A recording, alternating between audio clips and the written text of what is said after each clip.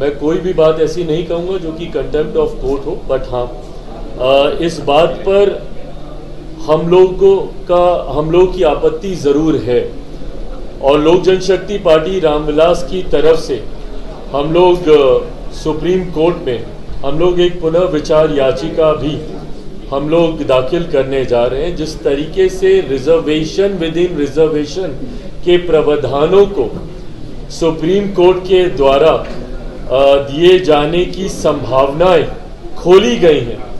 पहली बात तो जब अनुसूचित जाति की बात आती है, इस बात को मैं स्पष्ट कर दूं कि अनुसूचित जाति में ऐसी जातियां हैं, ऐसी कास्ट को शेड्यूल किया गया है संविधान में जिनका आधार अनटचेबिलिटी रहा है। शेड्यूल कास्ट का आधार कतई और कभी भी शैक्षणिक व्यवस्था नहीं रही, उनका आधार कभी भी आर्थिक नहीं रहा, इसका आधार हमेशा से अनटचेबिलिटी ही रहा है।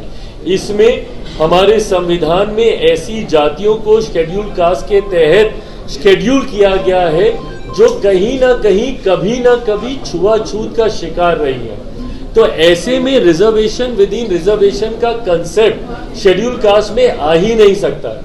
क्रीमी लेयर का प्रावधान शेड्यूल कास्ट में कभी आ ही नहीं सकता है क्योंकि इसका आधार ही अनटचेबिलिटी रहा है। सुप्रीम कोर्ट के ऑब्जर्वेशंस को मैंने पढ़ा है और उसमें कहीं पर भी अनटचेबिलिटी का जिक्र नहीं किया गया है। भाई आज की तारीख में भी ये उदाहरण हम लोग को देखने को मिलते हैं कि एक दलित समाज से आने वाले युवा को ही घोड़ी पर चढ़ने से रोका जाता है, एक दलित समाज से आने वाले परिवार को मंदिर में प्रवेश करने से रोका जाता है।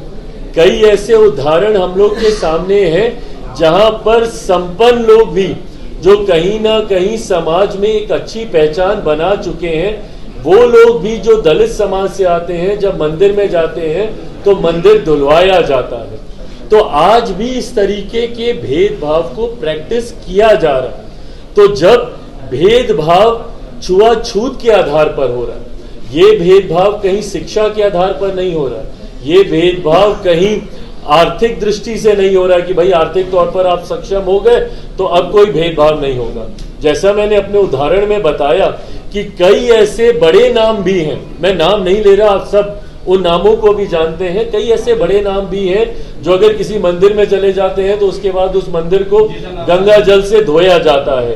तो ऐसे उदाहरण आज की तारीख में भी देखने को मिलते हैं। तो जब ये उदाहरण है तो ये दर्शाते हैं कि ये जो भेदभाव हो रहा है ये आपकी आर्थिक दृष्टि पर नहीं हो रहा या आप कितने कामयाब हो गए हैं अपने क्षेत्र में उसको लेकर नहीं हो रहा है। ये इसलिए हो रहा है क्योंकि आज भी छुआछूत को मानने वाले लोग हैं। और शेड्यूल कास्ट का जब मैंने जिक्र किया, इसमें उन्हीं जातियों को इसमें रखा गया है जो छुआछूत का शिकार कभी ना कभी कहीं ना कहीं समय के किसी दौर पर रही हैं। तो जब आधार आपका छुआछूत है तो ऐसे में क्रीमी लेयर का प्रावधान या रिजर्वेशन विद इन रिजर्वेशन का प्रावधान हो ही नहीं सकता है। इसीलिए मैं और मेरी पार्टी लोक जनशक्ति पार्टी इससे असहमति रखती है और इसीलिए हम लोगों ने पुनर्विचार याचिका सुप्रीम कोर्ट में हम लोग आने वाले दिनों में हम लोग दाखिल करने जा रहे हैं।